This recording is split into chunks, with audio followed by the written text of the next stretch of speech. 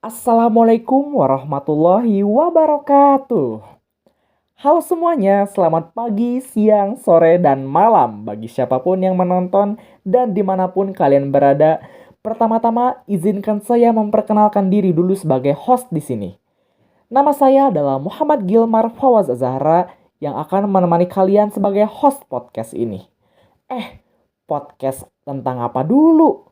Nah, jadi materi yang akan kita bawakan di podcast ini adalah masa pemerintahan di era kepresidenan Gus Dur.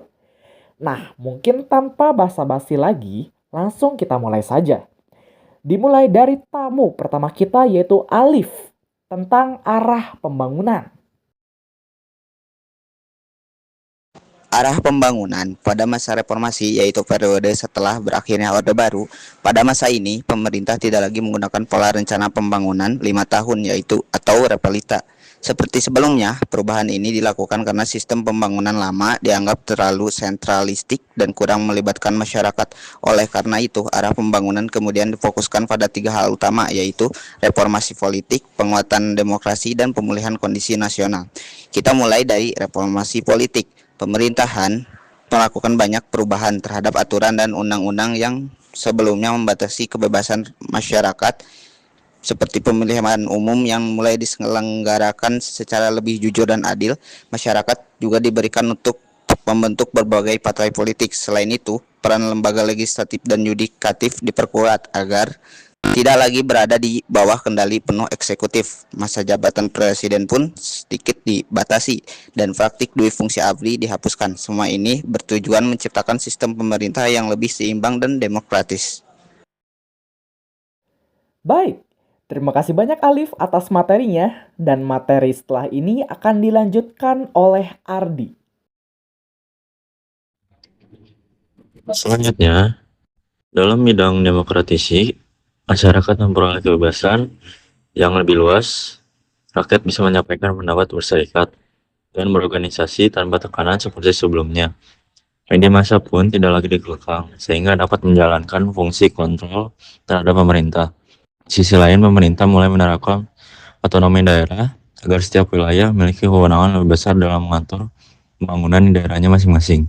Sementara itu, upaya pemulihan pasca Orde Baru difokuskan pada perbaikan ekonomi akibat krisis, pengurangan angka kemiskinan dan pengangguran, serta pembangunan kembali kepercayaan masyarakat terhadap negara.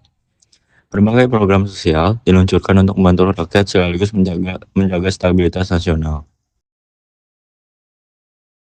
Wah, terima kasih banyak Alif dan Ardi atas pemaparan dari materi arah pembangunan ini. Kita langsung ke tamu berikutnya yaitu Kavia yang akan menjelaskan tentang kebijakan ekonomi. Meskipun Gus Dur berhasil menurunkan persentase kemiskinan dan mencatatkan pertumbuhan ekonomi positif setelah krisis hebat, stabilitas kebijakannya sering terganggu oleh beberapa faktor. Yakni yang pertama, ada ketegangan politik. Hubungan yang kurang harmonis antara Gus Dur dengan DPR dan lembaga negara lainnya menciptakan ketidakpastian politik yang berdampak pada pasar. Pastinya, kalian bertanya-tanya dong, mengapa hubungan Gus Dur dengan DPR kurang harmonis? Hubungan kurang harmonis antara Gus Dur dan DPR dipicu oleh kombinasi konflik politik, yaitu tuduhan skandal keuangan Bulog Gate dengan Brunei Gate, terkait dugaan penggunaan dana yayasan, dana kesejahteraan karyawan Bulog sebesar 4 juta dolar AS. Selain itu, Gus Dur juga diduga menggunakan dana bantuan dari Sultan Brunei Darussalam sebesar 2 juta dolar AS. Nah, hal tersebut memicunya adanya hubungan yang kurang harmonis antara Gus Dur dengan DPR. Nah, ketidakpatuhan terhadap letter of intent, IMF berulang kali loh menunda pencairan dana karena pemerintah Indonesia dianggap tidak sepenuhnya memenuhi persyaratan dalam letter of intent, seperti revisi Undang-Undang Bank Sentral dan otonomi daerah. Karena hal tersebut, Gus Dur secara terbuka mengkritik IMF karena dianggap terlalu kaku dan merugikan rakyat, bahkan pernah menyebut bantuan IMF tidak terlalu penting. Faktor yang kedua, hubungan dengan IMF atau International Monetary Fund. Terjadi pasang surut dalam pelaksanaan butir-butir kesepakatan dengan letter of intent yang menyebabkan lembaga internasional tersebut sempat menunda pencairan bantuan dana karena dianggap lambat dalam melakukan reformasi ekonomi. Oke. Terima kasih banyak Kavia buat penjelasannya. Lanjut dengan Anada Faros untuk melanjutkan penjelasannya. Nah, yang terakhir ada desentralisasi. Penerapan otonomi daerah yang dimulai pada masa transisi ini menimbulkan tantangan koordinasi fiskal antar pusat dan daerah. Nah, kalian pada bingung kan sama faktor ketiga. Jadi kalau kita flashback pada awal tahun 2000-an itu sebenarnya situasinya lagi tegang banget karena pemerintah waktu itu dianggap belum benar-benar siap untuk menjalankan otonomi daerah secara teknis, di mana aturannya belum matang lah, pelaksanaannya masih abu-abu lah. Nah, oleh karena itu, beberapa daerah kepikiran untuk membuat kebijakan sendiri. Nah, kebayangkan jika kalau tiap daerah tuh membuat kebijakannya sendiri. Belum lagi politik nasional juga lagi panas, di mana pemerintah Gus Dur dapat oposisi yang kuat hingga konflik makin lama makin intens sehingga akhirnya dimakzulkan pada Juli 2001. Jadi, bukan cuma urusan kebijakan daerah saja, tapi pusatnya juga lagi goyah. Masalah lainnya, otonomi daerah ini kan targetnya mulai berjalan tuh pada 1 Januari 2001. Tapi karena persiapannya kurang maksimal dan banyak khawatir bakal terjadi chaos di daerah, takutnya muncul kebingungan wewenang, tarik-menarik kekuasaan lah, bahkan potensi konflik juga. Dan yang gak kalah penting, desentralisasi ini tuh memang ngasih ruang besar ke daerah. Tapi kalau nggak dikontrol dengan baik, bisa muncul ego kedaerahan yang berlebihan. Bahkan resikonya tuh bakal memicu konflik antar daerah. Jadi, otonomi daerah waktu itu bukan cuma soal pembagian kewenangan, tapi juga soal kesiapan sistem, stabilitas politik, dan bagaimana menjaga persatuan di tengah perubahan besar. Baiklah, terima kasih banyak atas pemaparan materinya. Wah. Ternyata sebegitu rumitnya ya di masa pemerintahan era Gus Dur. Dan dari materi yang disampaikan sebegitu dalamnya tadi, baru sebagian saja materi yang disampaikan ini. Untuk mengetahui itu, mari kita ke tamu berikutnya saja, yaitu Syatira yang akan memaparkan materi penanggulangan kemiskinan. Oke, jadi aku bakal bahas soal cara Presiden Abdurrahman Wahid atau yang lebih kita kenal sebagai Gus Dur dalam menangani kemiskinan. Walaupun masa jabatannya terbilang singkat, pendekatan beliau itu beda dari yang lain. Kalau kebanyakan orang melihat kemiskinan cuma dari sisi ekonomi, kayak soal uang, bantuan, atau angka pertumbuhan, nah Gus Dur ini melihatnya lebih luas.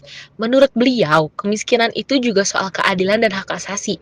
Kalau orang gak punya akses ke keadilan atau diperlakukan tidak setara, ya sulit buat mereka bangkit. Salah satu ciri khas Gus Dur juga adalah keberpihakannya ke wong cilik alias rakyat kecil.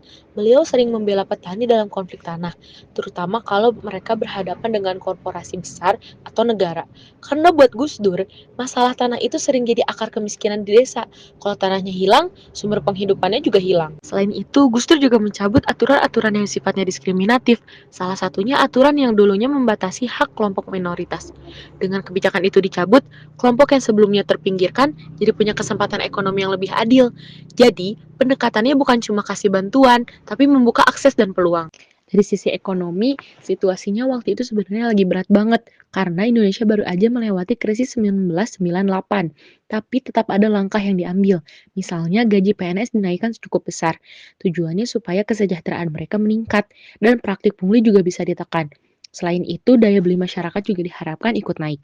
Gus Dur juga memberi perhatian besar ke sektor pertanian, stabilitas harga gabah dan ketersediaan pupuk dijaga supaya petani tetap bisa produksi dengan baik. Karena kalau petani kuat, ekonomi desa juga ikut bergerak. Ditambah lagi, mulai diterapkannya otonomi daerah supaya daerah punya wewenang lebih dalam mengatur dan mengurus masyarakatnya sendiri. Tapi tentu saja nggak semua berjalan mulus. Waktu itu beban utang negara masih besar banget. Jadi anggaran pemerintah terbatas. Situasi politik juga kurang stabil. Hubungan antara presiden dan DPR sering tegang. Akibatnya banyak kebijakan yang nggak bisa berjalan maksimal. Program bantuan sosial langsung pun belum bisa dilakukan secara besar-besaran seperti sekarang. Kalau disimpulkan, gaya Gus Dur dalam mengatasi kemiskinan itu lebih menekankan pada pemberdayaan dan keadilan sosial. Beliau percaya kalau masyarakat diberi kebebasan, hak yang setara, dan perlindungan hukum, mereka punya kemampuan untuk bangkit sendiri. Jadi, pendekatan Gus Dur bukan cuma soal angka dan bantuan tunai, tapi soal memulihkan martabat manusia. Dan itu yang bikin kepemimpinan beliau terasa berbeda dan berkesan sampai sekarang. Baiklah, terima kasih Syatira. Keren sekali era pemerintahan Gus Dur. Bahkan sampai ada metode tertentu dalam penanggulangan kemiskinan. Nah, ngomongin tentang kemiskinan, emang gimana sih kondisi kependudukan publik di era Gus Dur itu? Hal ini bakal dijelasin oleh Nazwa. Gus Dur diangkat menjadi presiden pada 20 Oktober tahun 1999 melalui proses yang dramatis di MPR. Tapi begitu beliau menjabat, fokus beliau langsung tertuju pada satu hal, yaitu keadilan sosial. Bagi Gus Dur, keadilan bukan cuma soal bagi-bagi bantuan, tapi soal pengakuan hak. Ingat Kepres nomor 6 tahun 2000? Ini adalah langkah bersejarah di mana beliau memulihkan hak sipil penganut agama Konghucu dan etnis Tionghoa. Beliau ingin menunjukkan bahwa dalam Indonesia yang baru tidak boleh ada warga kelas 2. Semuanya setara, semua punya hak menjalankan keyakinannya. Nah, Gus Dur itu dikenal radikal dalam memangkas birokrasi. Beliau membubarkan 2 departemen raksasa, yaitu Departemen Penerangan dan Departemen Sosial. Kenapa? Karena yang pertama yaitu untuk merampingkan struktur agar efisien. Yang kedua, beliau ingin mengembalikan kekuatan ke masyarakat. Beliau percaya masalah sosial bisa ditangani secara swadaya. Dan yang paling penting, secara politik, pembubaran Departemen Penerangan adalah upaya menghapus alat kontrol media masa Orde Baru. Gus Dur pengen pers kita bebas, informatif, dan gak takut lagi sama sensor pemerintah. Bicara soal pemerataan, Gus Dur adalah peletak dasar otonomi yang kuat. Melalui amandemen Undang-Undang Dasar 1945 pada Agustus tahun 2000, kewenangan daerah diperluas. Rakyat mulai diberi ruang untuk memilih wakilnya secara langsung di tiap tingkat. Ini adalah upaya agar pembangunan gak cuma Jawa sentris atau pusat saja. Beliau juga sangat visioner dengan membentuk Departemen Eksplorasi Laut atau yang sekarang kita kenal yaitu KKP. Bayangkan, selama puluhan tahun kekayaan laut kita dicuekin. Gus Dur sadar kesejahteraan rakyat Indonesia ada di airnya, mulai dari pariwisata, pabrik kapal, sampai bioteknologi laut. Beliau pengen laut jadi masa depan ekonomi kita.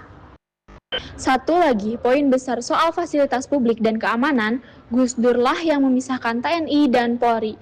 Tujuannya mulia, yaitu agar TNI kembali ke barak untuk jaga kedaulatan dari asing, sementara Polri fokus menjaga ketertiban dan melayani masyarakat.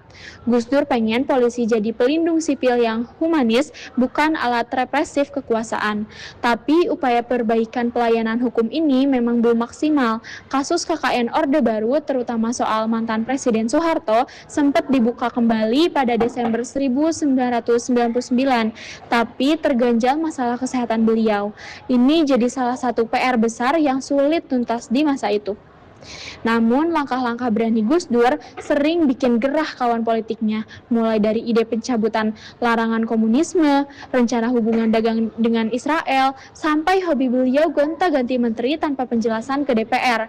Puncaknya adalah krisis politik yang memicu munculnya maklumat atau dekret Presiden 22 Juli tahun 2001 yang ingin membekukan MPR atau DPR. Sayangnya dekret ini nggak didukung TNI atau Polri. Keterangan ini merembet ke bawah. Banyak fasilitas publik dan kantor partai dirusak oleh massa di akar rumput. Akhirnya, pada 23 Juli tahun 2001, MPR memberhentikan Gus Dur dan mengangkat Megawati Soekarno Putri sebagai presiden kelima. Meskipun singkat, pemerintahan Gus Dur memberikan pelajaran mahal tentang keberanian membela minoritas dan pentingnya otonomi daerah. Walau pelayanan publik di eranya penuh gejolak politik, fondasi demokrasi yang beliau letakkan tetap kita nikmati sampai sekarang. Baiklah, terima kasih Nazwa. Sangat-sangat kompleks dan terstruktur di era Gus Dur ini. Nah, tapi selain daripada itu, ternyata Gus Dur itu memiliki pencapaian lain, yaitu penghapusan diskriminasi budaya. Nah, apa itu? Langsung saja materi ini akan disampaikan oleh Viola.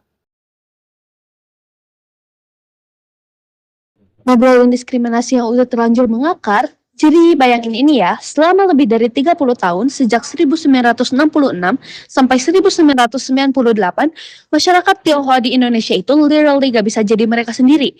Mereka gak bisa rayain Imlek secara terbuka, gak bisa pakai bahasa Mandarin di tempat umum, bahkan sekolah-sekolah Tionghoa ditutup paksa. Ini bukan cuma aturan gak enak, tapi diskriminasi sistematis yang dibikin sama negara sendiri. Terus ada juga pembagian yang super toksik, pribumi versus non-pribumi. Bayangin dong, di tanah kelahiran kamu sendiri, kamu dianggap orang luar, cuman karena etnis kamu. Terus Gus Dur masuk dan boom, game changer. Langkah pertama yang diambil Gus Dur yaitu cabut Impres nomor 14 tahun 1967.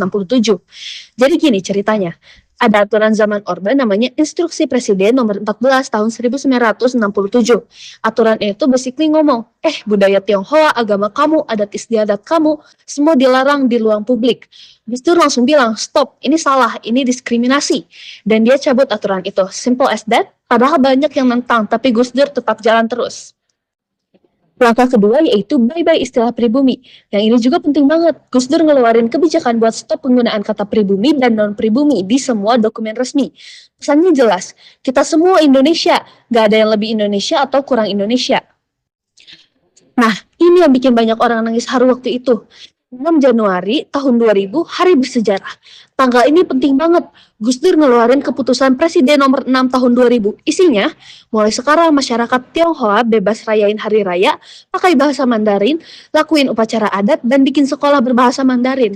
Ini besar banget. Bayangin, setelah 33 tahun gak bisa rayain Imlek secara terbuka, tiba-tiba boleh lagi. Setelah puluhan tahun gak bisa belajar bahasa nenek moyang sendiri, tiba-tiba bisa lagi. Dampaknya langsung kerasa. Tahun baru Imlek pada tahun 2000 jadi perayaan pertama yang bebas sejak 1967. Barongsai dan Liong kembali turun ke jalanan, warna-warni riuh dan penuh kegembiraan. Kelenteng dan vihara bisa buka lebar-lebar, nggak perlu sembunyi-sembunyi lagi. Orang-orang bebas ngomong Mandarin di mana aja tanpa takut ditangkap. Yang bikin menyentuh, Gus Dur gak cuma ngeluarin aturan terus cabut. Dia hadir, dia datang ke perayaan Imlek, kasih ucapan selamat langsung, senyum lebar, dan peluk orang-orang. Ini simbolisme yang kuat banget. Presiden Indonesia, seorang Kiai NU, datang merayakan bersama masyarakat Tionghoa.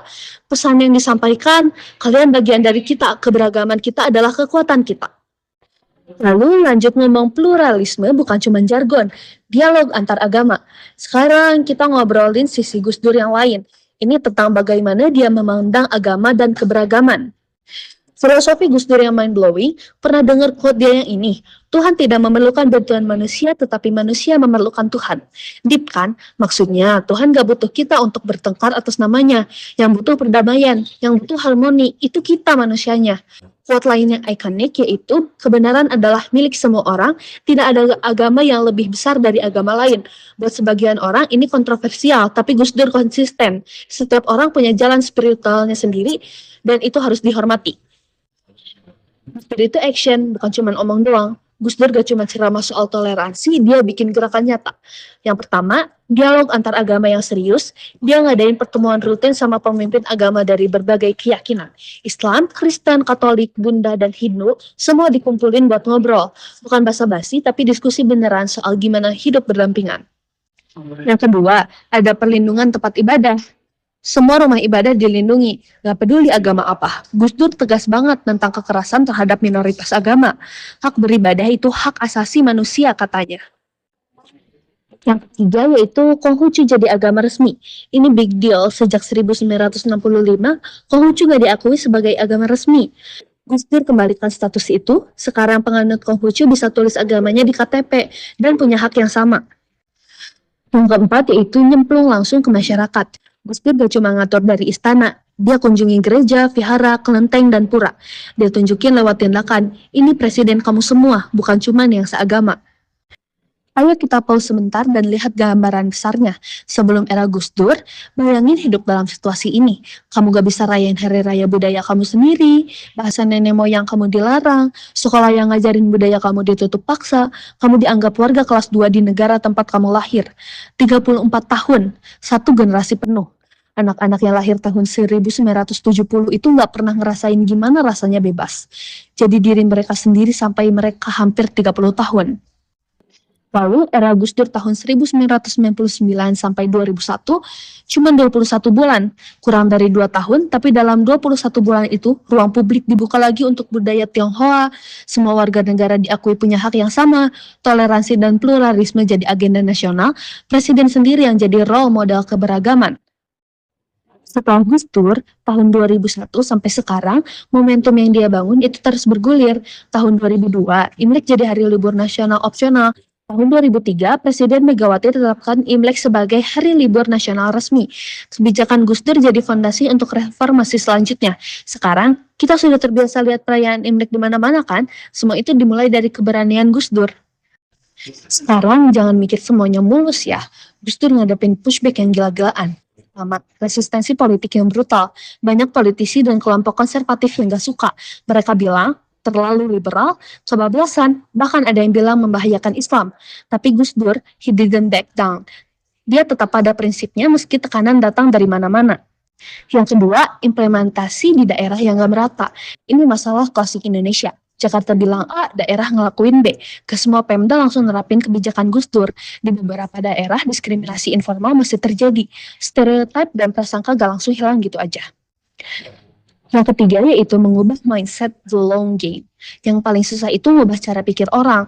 After 30 tahun diindoktrinasi bahwa ini salah, itu salah. Gak mungkin dalam semalam orang langsung berubah. Tapi Gus Dur menanam benih dan benih itu butuh waktu untuk tumbuh. Warisan yang ditinggalin Gus Dur gak bakal hilang. Humanisme universal, pluralisme sama dengan kekayaan, toleransi sebagai nilai inti. Lalu ada dampak jangka panjang. Kalau kamu lihat Indonesia sekarang, dengan semua kekurangannya, kita jauh lebih inklusif dibanding tahun 90-an. Dan itu banyak berkat fondasi yang Gus Dur bangun.